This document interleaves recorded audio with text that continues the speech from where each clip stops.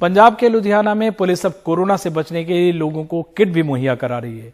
ये किट लोगों के लिए काफी फायदेमंद साबित हो रही है। इस किट की कीमत सिर्फ 1700 रुपए है। इसमें होम आइसोलेशन में रहने वाले मरीजों के लिए जरूरी उपकरण और दवाएं शामिल हैं। किट में बैटरी के साथ pulse oximeter, digital thermometer, hand sanitizer और कुछ तरह की दवाइयां भी हैं। उत्तर प्रदेश के मुरादाबाद में टीएमयू कोविड अस्पताल में इलाज करा रहे एक कोरोना संक्रमित हेड कांस्टेबल ने 5वीं मंजिल से कूदकर जान दे दी। एक दिन पहले वो अस्पताल में भर्ती हुए थे। बताया जा रहा है कि तनाव के कारण आत्महत्या के पहले उन्होंने काफी हंगामा भी किया था। हेड कांस्टेबल दिवाकर शर्मा बदायूं के रहने वाले थे। एसएसपी का कहना है कि पहली नजर में आत्महत्या का मामला लग रहा है, लेकिन मजिस्ट्रियल जांच के लिए डीएम को चिट्ठी लिखी गई है। उत्तर प्रदेश की राजधानी लखनऊ में कल शिक्षक दिवस के मौके पर शिक्षकों पर लाठियां बरसाई गई। उत्तर प्रदेश के कोचिंग वेलफेयर एसोसिएशन के बैनर के तले कई शिक्षक कोचिंग सेंटर खोलने की मांग को लेकर परिवर्तन चौक से विधानसभा तक कैंडल मार्च निकालने की तैयारी में थे। कैंडल मार्च शुरू होने से पहले पुलिस ने शिक्षकों को रोका। इसके बाद हनुमान सेतु पर इकट्ठा हुए शिक्षकों को खदेड़ दिया गया और कई लोगों को हिरासत में भी ले लिया गया।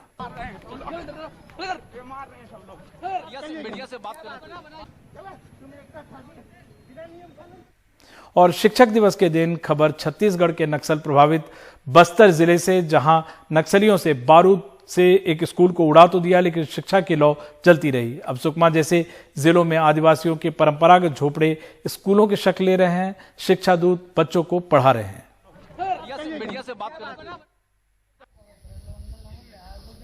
शिक्षा की लौ में बारूद की गंध दूर भाग रही है। बस्तर में ऐसे 300 से ज्यादा स्कूल भवन हैं जिन्हें नक्सलियों ने ढहाया। इन गांवों तक पहुंचना हमारे लिए भी आसान नहीं था। इलामडगू गांव जंगल में घुसने के बाद कई किलोमीटर का सफर, नदी नाले स्कूल जो दिखे वो टूटे फूटे। आज भी वहां नक्सली नारे लिखे हुए हैं। ऐसे इलाकों में शिक्षा दूतों को देखना सुकून से कम नहीं। खुद ग्राम सभा ने इसके लिए पहल की, प्रस्ताव भेजा गया और गांव के ही पढ़े लिखे लड़के शिक्षा दूत बन गए। सलवा जुड़न के बाद जब स्कूल में बाहर से टीचर लोग आने के लिए भयभीत थे सर, आने के लिए डरते थे। इस वजह से हम लोग अंदर गांव में आने में थोड़ा भयभीत थे सर। तब ऐसे स्थिति में अब वो टीचर लोग पढ़ाने नहीं आते थे, गांव में पढ़ाई नहीं करते थे, तो अपने जो विचार से भटक के दूसरा काम करते थे। इससे भी एक समस्या होता था। और अभी छोटे से लेकर अभी तक पढ़ाई कर रहे हैं, तो उन लोग वो रास्ता ना अपना के अच्छे रास्ते की ओर अग्रसर हो रहे हैं सर। तो सलवा जुड़ूम के समय पूरा स्कूल बंद हो गया था यहाँ, तो यहाँ के गांव वाले मुझको आके भी बोलते थे कि हमारा पुनः बंद स्कूल को चालू किया जाए। तो हम लोग, मैं सर और गाँव वाले कुछ लोग कलेक्टर महोदय के पास गए और कलेक्टर महोदय जी को बोले, सर हमारे बंद स्कूल चालू करा दीजिए बोल के। तो कलेक्टर साहब ने तत्काल 1 महीने बाद 2019 में चालू कराया। सलवा जुड़ूम शुरू होने के बाद खाली पड़े भवनों को फोर्स बैरक न बना ले, इसलिए स्कूल भवन नक्सलियों के निशाने पर आए। अकेले सुकमा जिले में 123 स्कूलों को नक्सलियों ने उड़ा दिया था। 93 स्कूल खुले, उनमें 4000 बच्चे इनरोल्ड हुए हैं। स्कूलों की संख्या 123 थी, जिनको सलवा जुड़ूम के टाइम पे ध्वस्त किया गया था, तोड़ा गया था। और भी जगहों से इस बार भी प्रस्ताव आ रहे हैं, लोग आ रहे हैं हमारे पास, खुद मिलने आ रहे हैं कि साहब हमारे यहाँ भी स्कूल को खोला जाए। तो निश्चित तौर पे जिस तरह का समर्थन हमें समुदाय से मिल रहा है, लोगों से मिल रहा है, पंचायत से मिल रहा है, शिक्षा विभाग से मिल रहा है, हमारे माननीय मुख्यमंत्री महोदय के द्वारा जो समर्थन दिया जा रहा है, जो सहयोग दिया जा रहा है, उससे हम बहुत आश्वस्त है कि आने वाले समय में हम लोग सभी स्कूलों को प्रारंभ कर सकेंगे। जब बड़े शहरों में फिक्र कोरोना काल में मोबाइल लैपटॉप की है, तब देश के कई हिस्से ऐसे हैं जहां फिक्र स्कूल के बुनियाद की है।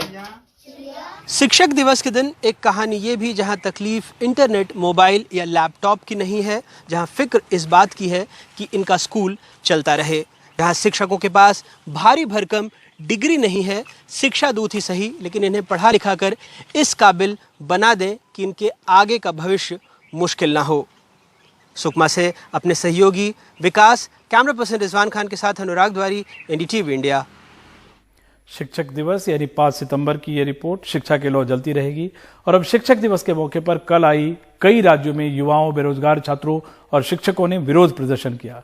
बढ़ती बेरोजगारी, महंगाई और प्रतियोगी परीक्षाएं न करवाए जाने के विरोध में छात्रों ने ताली थाली बजाकर सरकार के सामने अपनी बात रखी। छात्रों की मांग है कि सरकार रोजगार के अवसर मुहैया करवाए और जल्द से जल्द प्रतियोगी परीक्षाएं आयोजित करवाए। तस्वीरें बिहार के कैमूर, उत्तर प्रदेश के वाराणसी, हापुड़, अलीगढ़ और प्रयागराज की हैं। प्रयागराज में छात्रों ने कहा कि चुनाव के वक्त बीजेपी ने हर साल 2 करोड़ नौकरियां देने का वादा किया था, लेकिन सरकारी भर्तियों पर ताला लटका हुआ है और प्राइवेट सेक्टर में भी कर्मचारी निकाले जा रहे हैं। कई छात्रों ने कहा कि आर्थिक मुश्किलों के चलते बहुत से लोग पढ़ाई छोड़कर अपने घर लौटने को मजबूर हैं। वहीं सहायक लोको पायलट की परीक्षा जो पास कर चुके हैं, उनमें से बहुत की ज्वाइनिंग अभी तक नहीं हुई है और वो काफी परेशान हैं।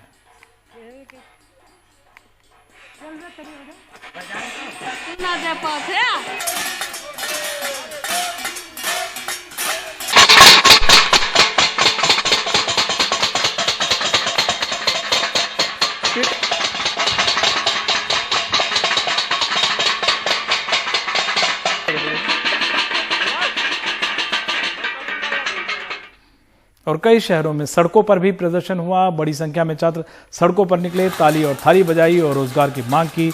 छात्रों का गुस्सा प्रतियोगी परीक्षाएं नहीं होने और जो परीक्षा हुई है उसके नतीजे अभी तक नहीं आने को लेकर हुई है।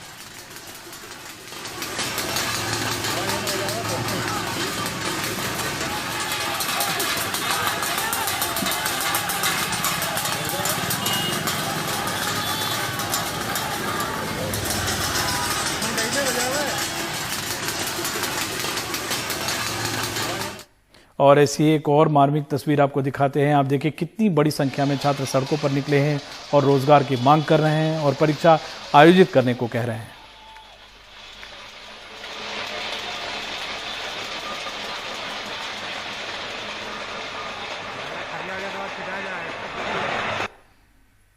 क्योंकि हम लोग चाहते हैं कि सरकार हमारी बातें सुने। घर में माँ बाप का रोजगार चला गया है, भाइयों के रोजगार छिन गए हैं, हम लोग बहुत समस्या में हैं। हमारे पास खाने के लिए अब पैसे नहीं बचे हैं। थोड़ी बहुत जो अपनी पॉकेट मनी थी जिसे हम बचा के रखे थे और उसी से हम लोगों का घर चल रहा है। बस बहुत जल्द हम लोग यहाँ से चले जाएंगे। ताली थाली बजाए थे सम्मान में और आज बजा रहे हैं स्वाभिमान में। आरआरबी एनटीपीसी का एग्जाम डेट। मैं भी बेरोजगार हूँ, मुझे रोजगार दो। बेरोजगार साथियों के लिए ताली और थाली, एक बार मोदी जी के लिए तो एक बार बेरोजगारों के लिए भी बजनी चाहिए। तो अब ताली और थाली स्वाभिमान में बजा रहे हैं छात्र। रेलवे ने ऐलान किया है कि वो 1,40,000 पदों पर भर्ती के लिए 15 दिसंबर से परीक्षाओं के पहले चरण का आयोजन होगा। रेलवे ने कहा है कि इन 1,40,000 पदों के लिए 2 करोड़ 42 लाख से ज्यादा आवेदन मिले थे, लेकिन कोरोना वायरस के चलते परीक्षाएं नहीं हो पाई। इसलिए अब इन परीक्षाओं की शुरुआत 15 दिसंबर से होगी। Transporting nearly 8 billion passengers every year. Rail ने ट्वीट भी किया है कि रेलवे में विभिन्न पदों की सभी 3 श्रेणियों के लिए भर्ती प्रक्रिया के आवेदनों की जांच पूर्ण रूप से की जा चुकी है। विभिन्न पदों पर भर्ती के लिए परीक्षाओं का आयोजन 15 दिसंबर से शुरू किया जाएगा। Considering the COVID situation and also considering that NEET and JEE exam is going on smoothly, Railway has decided that we will start exams for all these 3 category of vacancies from 15th of December. From 15th of December, Railway is going to start conducting the computer-based test, and a detailed schedule will be announced very soon. और अब बाढ़ की खबरें।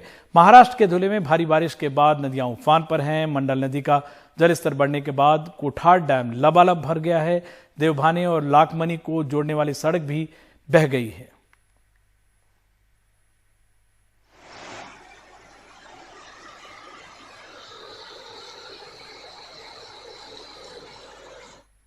मध्य प्रदेश के ग्वालियर में crime branch ने एक युवक को गिरफ्तार किया है, जिसके पास से बड़ी मात्रा में हथियार और जिंदा कारतूस मिले। क्राइम ब्रांच को इस व्यक्ति के बारे में सूचना मिली थी कि वो हथियारों की डिलीवरी देने आ रहा है। उसके पास से 12 पिस्टल और 4 जिंदा कारतूस मिले हैं। पूछताछ में उसने बताया कि वो खरगोन से हथियार लाकर ग्वालियर और आसपास के इलाकों में सप्लाई करता था।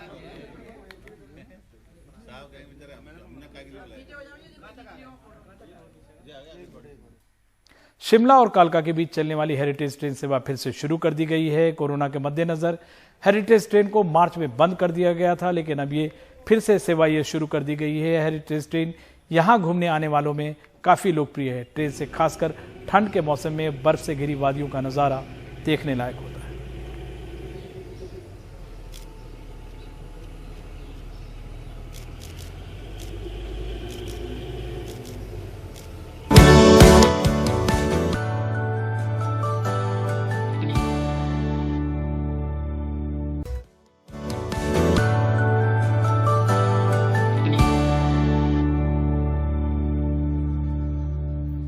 दिल्ली सरकार ने कोविड-19 की जांच की संख्या में इजाफा किया है और इसके लिए मोहल्ला क्लिनिक की मदद ली है। आइए देखते हैं अक्षय डोंगरे की ये रिपोर्ट।